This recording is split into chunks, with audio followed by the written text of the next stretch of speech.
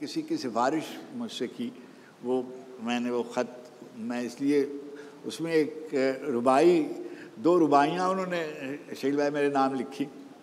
मुखड़ों से पटी राज दुलारी गलियाँ, वाह, मुखड़ों से पटी राज दुलारी गलियाँ, चौथी की दुल्हन की तरह प्यारी गलियाँ, दिल की नगरी से आह भरती गुजरी, कल रात को लखनऊ की सारी गलियाँ। वाह, वाह। और उसके नीचे लिखा कि उसी लखनऊ में मेरे उस्ताद रहते थे अजीज़ लखनवी, ये उनके साहबजादे हैं, इनका कोई काम आपसे आन पड़ा है।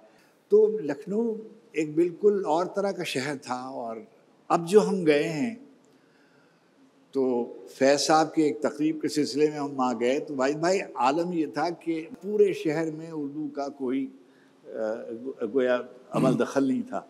हमारी बहनें मेरी जो और मेरे जो भाई हैं वहाँ रहते, वो उर्दू नहीं लिख सकते, वो मुझे हिंदी में ख़त लिखते।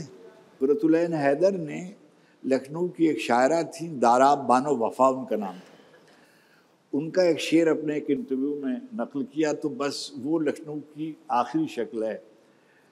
एक दिन तारीख़ के औराक़ में खो जाऊंगी, एक दिन तारीख़ के औराक़ में खो जाऊंगी, रफ्ता रफ्ता मैं भी अपना लखनऊ हो जाऊंगी। वाह वाह, क्या बात। एक बात आरिफ साहब के बारे में ज़रूर मैं पूछना चाहूँगी कि शुरू में इनके लिए एक बहस छिड़ गई थी, जिस ज़माने में नए नए ये टेलीविज़न पे थे, आया ये अहले सुन्नत हैं या अहले तशी हैं? हाँ, क्योंकि ये जब अहले सुन्नत के साथ बैठते हैं, इनसे ज़्यादा हनफी सुन्नी कोई नहीं, क्योंकि इतना इल्म, इतनी मालूमात का ज़ख़ीरा। और जब अहले तशी के साथ बैठते थे तो फिर क्या बात थी इनकी। तो बहुत इनका इल्म दोनों चारों हर फ़िक़े के बारे में इतना ज़्यादा है कि आप इनके साथ बैठें तो आपको हैरत होगी कि है क्या चीज़, ये क्या है, ये समझ में नहीं आता। इस गुफ्तगू के बाद ये बात होनी चाहिए कि इन्होंने करबला का इस्तिआरा किस तरह अपनी शायरी में मैं इसी तरफ आ रहा था असल में। ये जो जिस तरह लखनऊ की तकसीम का इन्होंने जिक्र किया था, और ये भी कहा कि जो कम्युनिस्ट होते थे या लिबरल होते थे वो शिया होते थे। हाँ। तो मुझे लगता है कि वो जो लखनऊ की आखिरी यादें थीं वो कहीं ना कहीं इनकी शायरी में भी, मैं महताब से शुरू करूँगा, थोड़ा सा अगर इस पर रोशनी डालें कि वो शायरी में कहीं, इफ्तिखार साहब बहुत ज़्यादा मानते नहीं है इस बात को, लेकिन ये चीज़ उनकी शायरी में बहरहाल नज़र आती है। ये बहुत नज़र आती हैं और आने भी चाहिए तमाम चीज़ें, क्योंकि जहाँ से आपका ख़मीर उठता है तो वो तो बोलता है और उसमें फिर किसी चीज़ की कोई कमी रहती नहीं है। लेकिन मैं जिस तरह की बात करूँगी इफ्तिखार आरिफ साहब के लिए, वो आप ये समझें कि जो लखनऊ से तशरीफ़ लाएँ और उर्दू की जहाँ गुफ्तगू हो, वहाँ पर मेरी एंट्री कैसे हो गई। ठीक, मैं लाड़काना, नौदेरो, सिंधी, और मैं आज अचानक आ गई हूँ टेलीविज़न पे। और मज़े की बात ये कि पहला प्रोग्राम भी मैंने उर्दू में किया जी। इस हफ्ते बच्चों का प्रोग्राम था। अभी आप आएँ तो कॉरिडोर्स खाली, कमरे खाली, पीटीवी वो है नहीं जो पीटीवी होता था, एक अपना एक कल्चर था। और आरिफ साहब का कमरा आमाज कहा होती थी। आप गए, कौन कौन वहाँ नज़र नहीं आता। हम पहुँचे, मुमताज़ मिर्ज़ा वहाँ मौजूद हैं, अब्दुल करीम बलोच वहाँ मौजूद हैं। मतलब इस तरह से तो एक संगम था वहाँ लोगों का, जिसमें न ज़बान की कोई तशख़ीस थी कि ये सिंधी है, ये महाजर है, ये लखनऊ का है, ये भोपाल की है, अंदर से कुछ और है। मैं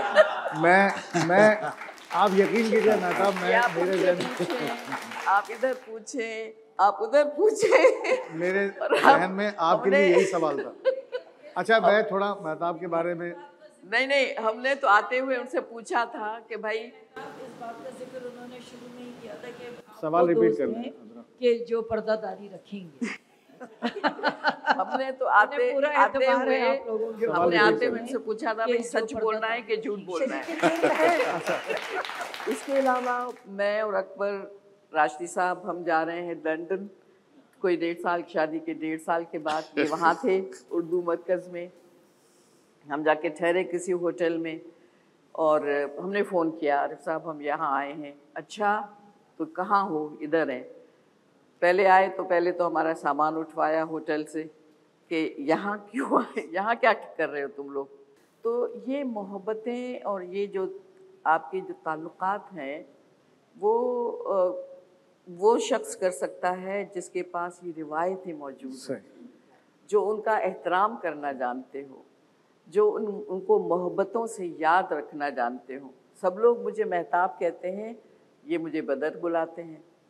और ये बदर सिर्फ 2 शख्स दुनिया में, अल्लाह मेरे अब्बा को जन्नत नसीब करे, उन्होंने मेरा नाम बदर लिखा था ऑफिशियली। एक वो मुझे बदर बुलाते थे और ये बदर अब तक बुलाते हैं। वाह वाह। और जो किताब अपनी भेजते हैं ना, तो उस पर लिखने के कि अकबर के लिए बदर और अकबर के लिए। अच्छा, मैं यहाँ एक छोटी सी बात कोट करूँगी जो बहुत बड़ी है।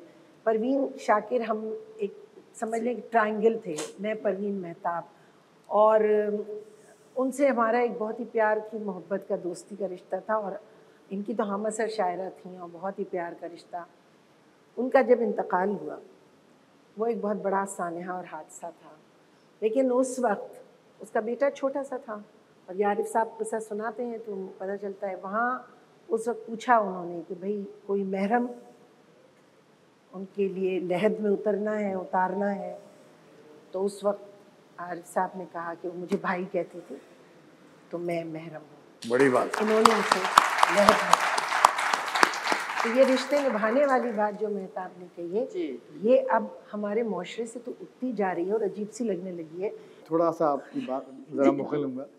जब मैंने इफ्तिखार साहब को ये बुरी खबर सुनाई कि मुझे टेलीविज़न की रिक्वायरमेंट पूरी करने के लिए मेज़बानी करनी पड़ेगी थोड़ी, लेकिन आप फिक्र मत कीजिएगा, लेकिन मैंने अपनी परेशानी का थोड़ा इजहार किया, तो कहने लगे कि अरे भाई बात सुने, ये जो 2 लड़कियां आ रही हैं ना, लिटरली इफ्तिखार साहब सामने बैठे हैं और इस वाक़े को चंद दिन नहीं चंद घंटे गुजरे, कहते जो 2 लड़कियां आप बुला रहे हैं जिनको, मेरा ख्याल है अब मैं पॉज दे रहा हूँ, वो लफ्ज़ नहीं बोलूँगा मैं, कहते काफ़ी है ये, आप ये फिक्र ना करें। तो फिर जब गुफ्तगू में इन्होंने एक जर्मन लड़की का जिक्र किया तो फिर मैं समझ गया